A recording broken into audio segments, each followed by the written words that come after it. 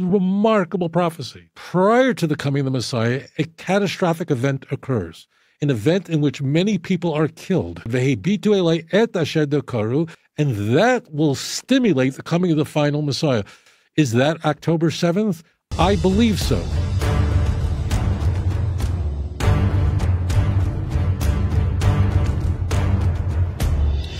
Jacob, you're live on the air. Go ahead with your question, sir. Hi, this is Jacob from Arizona. My question is about, I know that Christians hate rabbinic literature. They don't like to talk about it. But every once in a while they bring up the there's supposed to be two messiahs. And I don't know a lot about this. I'm not well versed in it. I know the name Ben Joseph is mentioned, but it kind of confuses me. I was wondering if you could elaborate on that.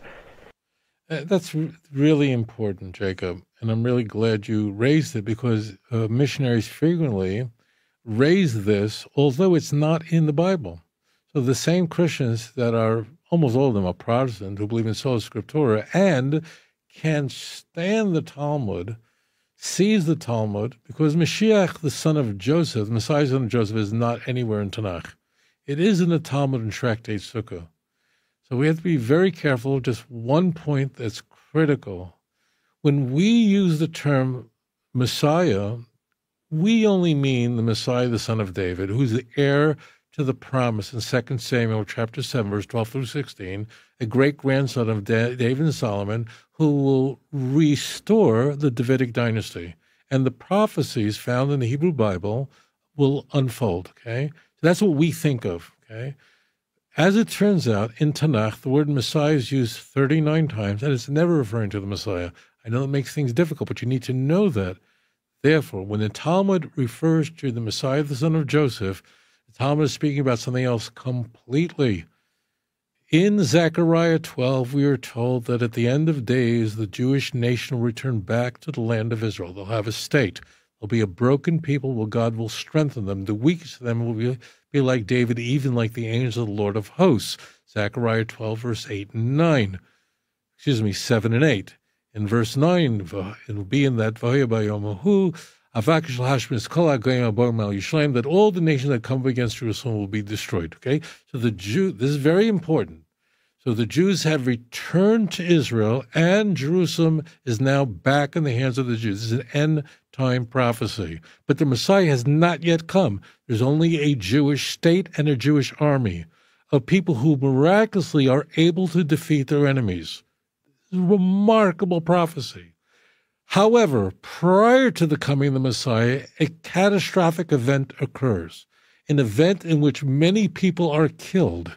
And when they are killed, it causes the Jewish people to unify and turn to God. V'hebitu Eloy et asher dokaru. They will look to me because of the one who is pierced through. It means the ones, because dokaru is in the plural. Many people are killed. It causes a unity among Klal Yisrael. And that unity among the children of Israel triggers a mourning, like what happened when Josiah was killed in the Valley of Megiddo. It's going all the way back to 2 Chronicles.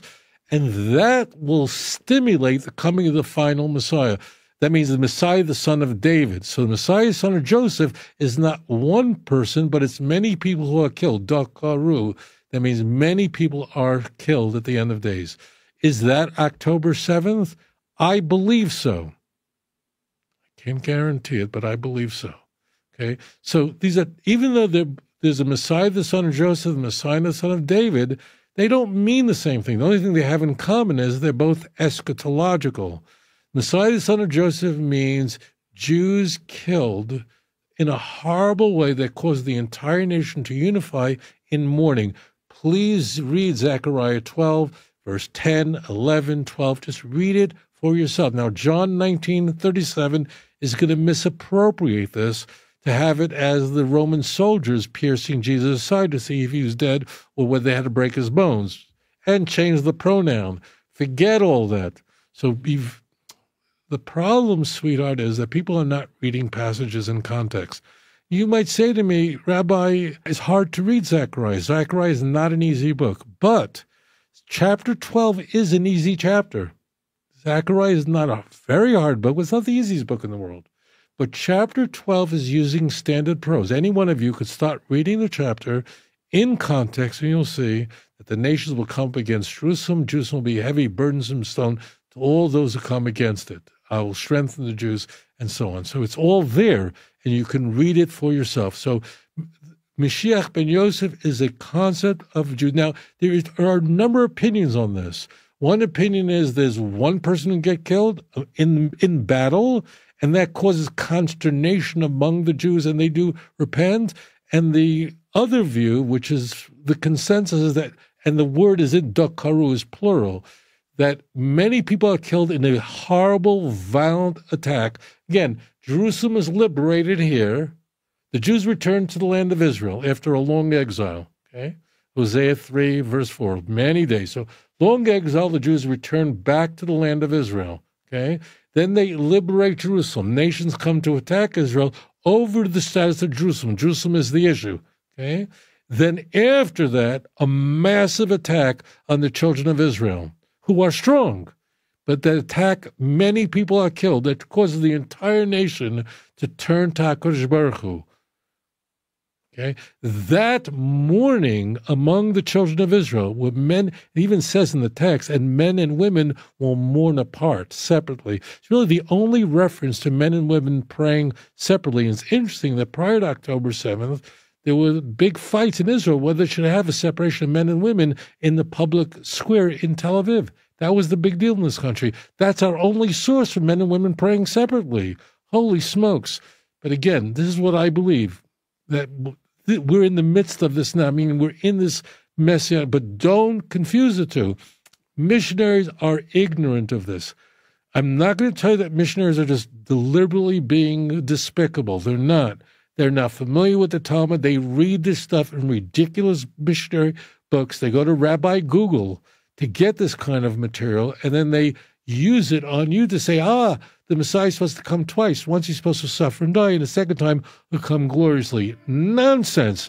But unless you look up the original sources for yourself, you are going to be clueless. And I'm happy to answer these questions for you. Thank you for your thoughtful question. If you enjoyed this program, please like and subscribe. אדון עולם אשר מלך בטרם כל יציר נברא עת נעשה בחפצו כל